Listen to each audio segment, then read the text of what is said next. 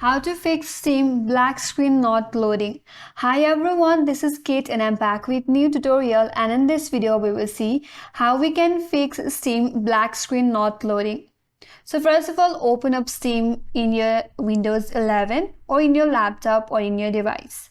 Once you open it up, if you have a problem in your Steam or if you are seeing the black screen in your home screen, so in order to fix that, first of all, you have to navigate to this Steam icon from the top left corner of this interface.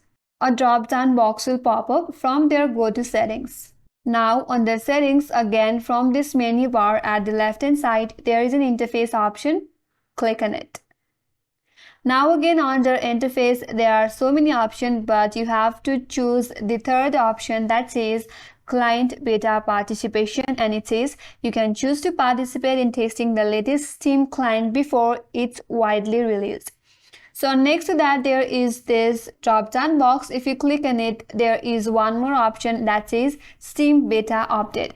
So to fix the black screen problem, you have to update your Steam beta. That's basically updating your beta. So click on Steam beta update and it will ask you to restart now. Once you restart the Steam, your problem will be solved. So simply restart and then check that your problem will be solved, or the black screen from the Steam will be solved after it's updated. So that's the way to fix the black screen in Steam, and that's all for today's video. Hope this video helped you.